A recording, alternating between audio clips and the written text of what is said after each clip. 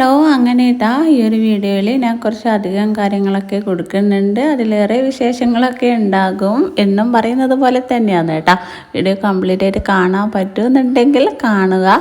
നിങ്ങൾ എന്തെങ്കിലുമായിട്ട് ഒരു അഭിപ്രായം ഉണ്ടെങ്കിൽ അവിടെ കമൻ്റ് ആക്കിക്കോളി. അപ്പോൾ വീഡിയോ ഫുള്ളായിട്ട് കാണണേ. എന്നും റെഡിയാക്കുന്ന പോലത്തെ ചായ അല്ല, ഇന്നത്തെ ചായ മസാലകളൊക്കെ ചേർത്തിട്ടുള്ള ഒരു ചായ തന്നെയാണ്. വല്ലപ്പോഴും കുടുംബം ഇങ്ങനെ കുടിക്കാൻ വേണ്ടിയിട്ട് ഒരു പൂതി വരും. അപ്പോൾ പിന്നെ കുടിക്കാമെന്നല്ലാണ്ട് അല്ലേ. അപ്പോൾ ഇതിലേക്ക് ചെറിയ കഷ്ണം ഇഞ്ചി നല്ലോണം ഒന്ന് ചതച്ച് എടുത്തിട്ടുണ്ട്, ഏലക്കായ എടുത്തിട്ടുണ്ട്, പട്ട എടുത്തിട്ടുണ്ട്, കറാമ്പ് എടുത്തിട്ടുണ്ട്. പിന്നെ ഞാൻ വല്ലപ്പോഴും കൂടുമ്പോൾ ഏലക്കായ മാത്രം ഇട്ടിട്ടുള്ള ഒരു ചായ കുടിക്കാറുണ്ട്. എനിക്ക് ഏലക്കായ എന്താണെന്നറിയില്ല, ഭയങ്കര ഇഷ്ടമാണ്. ഞാൻ ഇടയ്ക്കിടയ്ക്ക് ഡെയിലി ഒന്നുമില്ല, വല്ലപ്പോഴും കൂടുമ്പോൾ അങ്ങനെ പുറത്തെല്ലാം എവിടേക്കെല്ലാം പോകുമ്പോൾ ഏലക്കായ എടുത്തിട്ട് ബാഗിലിട്ടിട്ട് അങ്ങനെയും തിന്നും. എന്താണെന്നറിയില്ല, ഭയങ്കര ഇഷ്ടമാണ്. എനിക്ക് അതിൽ തോന്നിയൊരു കാര്യമുണ്ട്, ഏലക്കായ തിന്നാൽ നല്ല വിശപ്പുണ്ടാവും തോന്നും. വിശക്കാൻ വേണ്ടിയിട്ടല്ല, പക്ഷേ ഇഷ്ടമുള്ളതുകൊണ്ട് അങ്ങനെ കഴിക്കുന്നത്രയേ ഉള്ളൂ.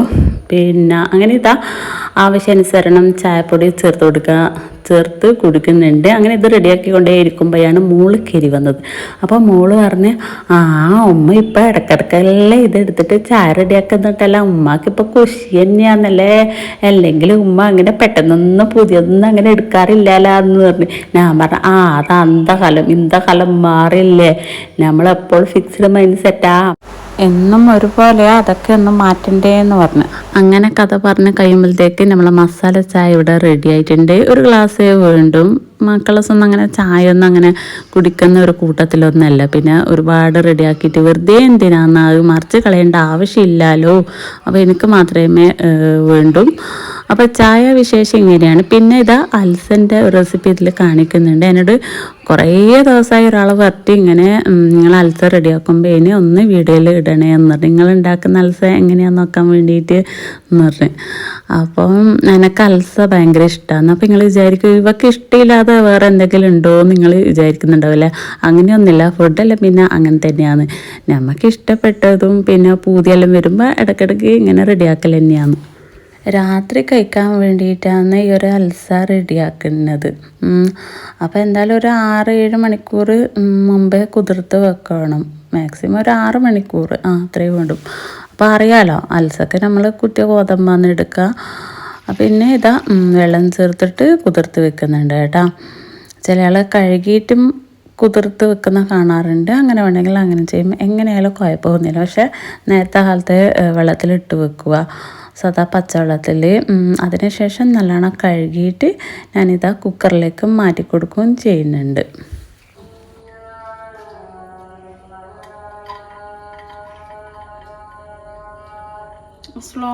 ഇപ്പം നിങ്ങൾ കേട്ടത് ലുഹർ ഭാഗമാണ്. രാത്രിക്ക് വേണ്ടിയിട്ടാണ് ഞാൻ അൽസ റെഡിയാക്കുന്നത്.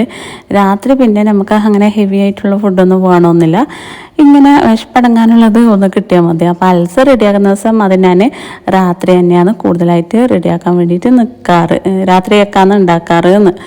പിന്നെ അപ്പോൾ വെള്ളം ചേർത്ത് കൊടുക്കുന്നുണ്ട്. വെള്ളത്തിൻ്റെ കണക്കെന്ന് വെച്ചാൽ ഗോതമ്പ് അടിയിൽ കിടന്നിട്ട് വെള്ളം മേലിൽ കുറച്ച് കൂടുതലായിട്ട് കാണപ്പെടണം. പിന്നെ ഇതാ അരമുറി സവാള, 2 പീസ് പട്ട, കറാമ്പ്, ഏലക്കായ, 2-3 ഇല്ലി വെളുത്തുള്ളി ഒക്കെ ചേർത്ത് കൊടുക്കുക. വേണമെന്നുള്ളവർക്ക് ഇഞ്ചി ചേർത്ത് കൊടുക്കുക. ഞാനിപ്പോൾ ഇഞ്ചിയൊന്നും എടുത്തിട്ടില്ല കേട്ടോ.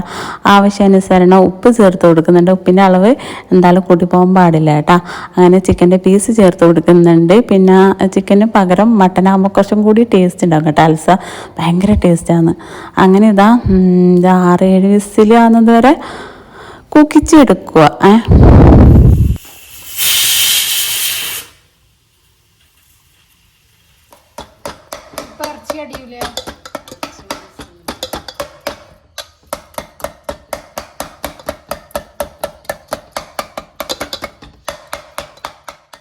കുക്കറിൻ്റെ പ്രഷറൊക്കെ പോയ ശേഷം നല്ലോണം കുത്തിയിട്ട് നല്ലോണം തന്ന ശേഷം പിന്നെ പകുതി മിക്സിൻ്റെ ജാറിലിട്ടിട്ട് നല്ലോണം ഒന്ന് കറക്കി എടുത്തിട്ട് മൊത്തത്തിൽ മിക്സാക്കി എടുക്കുകയും ചെയ്യാം കേട്ടോ.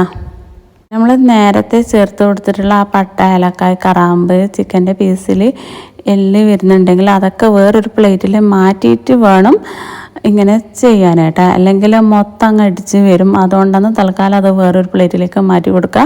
എന്നിട്ട് ലാസ്റ്റ് ആ ഒരു പാത്രത്തിൽ തന്നെ അങ്ങ് തട്ടി കൊടുത്താലും മതി കേട്ടാ. പിന്നെ ചിക്കൻ പീസ് പിന്നെ ഇതിൻ്റെ കൂടെ തന്നെ അടിച്ചെടുക്കാം, കുറച്ച് ടേസ്റ്റൊക്കെ ഉണ്ടാകും. പിന്നെ ചിക്കൻ്റെ എല്ല് മാത്രമേ നീക്കി കൊടുക്കേണ്ട ആവശ്യമുള്ളൂ. അങ്ങനെ ഇത് നല്ലതുപോലെ അടിച്ചെടുത്തിട്ടുണ്ട്. അടിക്കുന്ന സമയത്ത് അഥവാ ടൈറ്റ് ആവുന്നുണ്ടെങ്കിൽ അല്പം പാല് ചേർത്ത് കൊടുക്കുക കേട്ടോ. ഞാൻ പാക്കറ്റ് പാലാണ് ചേർത്ത് കൊടുത്തത്. എന്നിട്ട് പിന്നെ ഇത് കുക്കറിൽ തന്നെ മാറ്റി കൊടുക്കുക. എന്നിട്ട് മൊത്തത്തിലൊന്ന് മിക്സാക്കി കൊടുക്കുക. പിന്നെ ഇനി അതിലേക്ക് വേണമെങ്കിൽ കുറച്ച് നെയ്യ് വേണമെങ്കിൽ ചേർത്ത് കൊടുക്കുക കേട്ടോ. ഇനി നമുക്ക് അണ്ടിപ്പരിപ്പ്, മുന്തിരി, ഉള്ളിയൊക്കെ ഫ്രൈ ആക്കി എടുക്കുകയാണ് ചെയ്യേണ്ടത്. അപ്പോൾ അൽസൻ്റെ പരിപാടി ഇത്രയേ ഉള്ളൂ. അൽസ എന്ന് വെച്ചാൽ എനിക്ക് ഭയങ്കരമായിട്ട് ഇഷ്ടമാണ്. പക്ഷേ ഞാൻ പഞ്ചസാര ഒന്നും അങ്ങനെ ചേർക്കൂല. ഈ ഉള്ളി ഫ്രൈ ആക്കി എടുക്കുന്നുണ്ടല്ലോ, അതെനിക്ക് നല്ലോണം കാണണം. എന്നിട്ട് അത് ഉള്ളി ഫ്രൈ ആക്കിയാൽ തന്നെ അനക്കന്നെ മൊത്തത്തിൽ വേണം. ഞാനെന്ത് ചെയ്ത് പിന്നെ കൂടുതലായിട്ട് മാറ്റി വെക്കും. ഇത് അനക്കാന്ന് പറഞ്ഞിട്ട് അള്ളാഹു അക്ബർ. അങ്ങനെയാണ് അൽസ. എന്തായാലും ഞാനൊരു മാസത്തിൽ ഒരു തവണയെങ്കിലും ഉണ്ടാക്കും. ഇഷ്ടപ്പെട്ടത് പിന്നെ അങ്ങനെ തന്നെയാണ്.